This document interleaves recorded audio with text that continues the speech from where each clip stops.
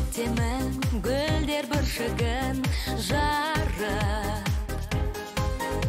Келді көктемім, жаңа бір үміт алып. Қуанып жасымызда кәрімізде.